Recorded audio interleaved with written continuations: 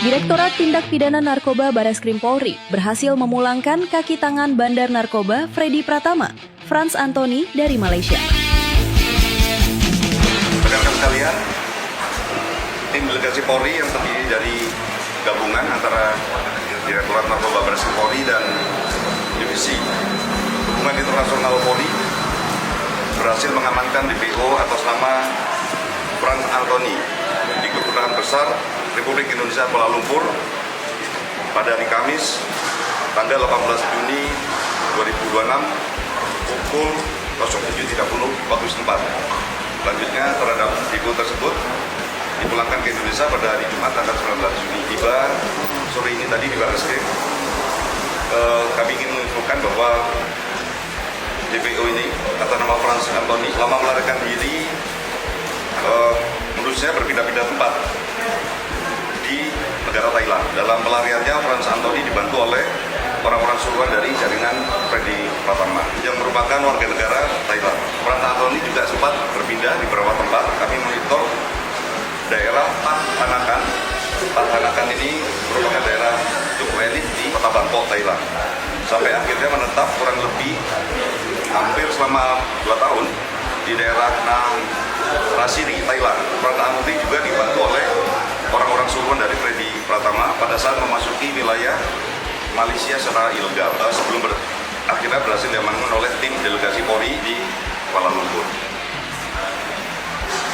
Peranan Frans Anthony, dia merupakan pengendali keuangan, kemudian pengendali lapangan, pengendali operasional dari sindikat narkotika pimpinan Freddy Pratama, di mana Freddy Pratama sendiri merupakan bandar narkoba yang sudah beroperasi sejak tahun 2009 yang mengendalikan peredaran narkotika pada kota-kota besar di Pulau Sumatera, Jawa, Kalimantan, dan Sulawesi. Berdasarkan data pelintasan imigrasi, Freddy Pratama telah meninggalkan Indonesia sejak tahun 2014 dan terus mengendalikan jaringannya dari Malaysia, Thailand, dan negara sekitarnya. Selanjutnya, dalam mengelola keuangan, Frans Anthony membantu Freddy Pratama dengan modus-modus antara lain.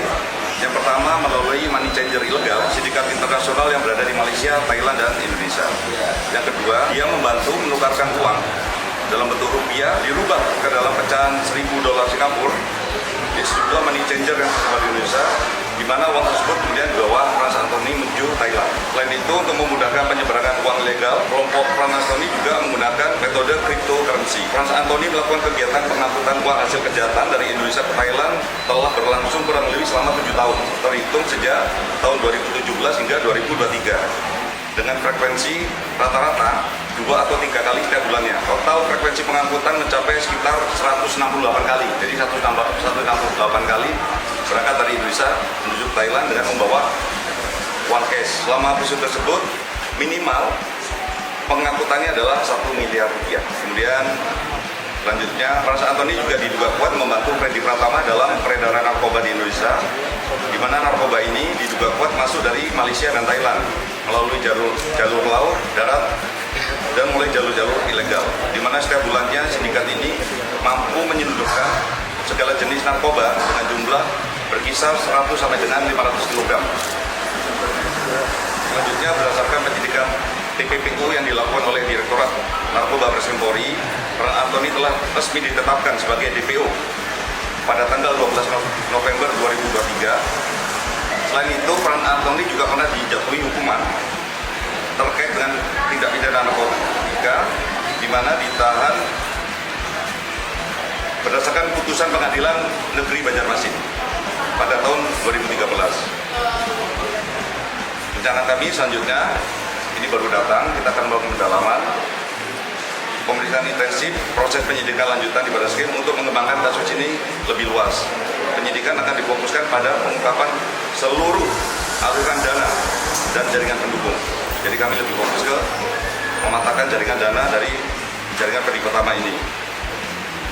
Termasuk upaya pengejaran subjek notis atas nama Freddy Pratama dan jaringan yang lain yang masih dalam pencarian. Kami akan memastikan seluruh aktor yang terlibat sindikat ini akan diproses secara tuntas sesuai dengan hukum yang berlaku. Demikian, terima kasih rekan. Yang pertama, silakan. Pak, tadi izin Fadil dulu Pak. Tadi Keinginan juga datang bersama seorang wanita Ya. yang disebut itu sebagai istrinya. Nah ini status istrinya sejauh ini seperti apa Pak? Istrinya selama ini mendampingi pelariannya dia. Ya. Yang Petrania sih itu Pak. Petrania, betul. Ya. Berhasil ini belum ditetapkan sebagai tersangka. Belum. Masih kami periksa ya. Masih berkembang. Ini kan baru datang hari pertama. Nanti seminggu atau 2 minggu ada perkembangan baru, kita akan rilis tentang kelanjutan perkara ini. Cukup? Untuk Pak. Baik, terima kasih rekan-rekan. Assalamualaikum warahmatullahi wabarakatuh.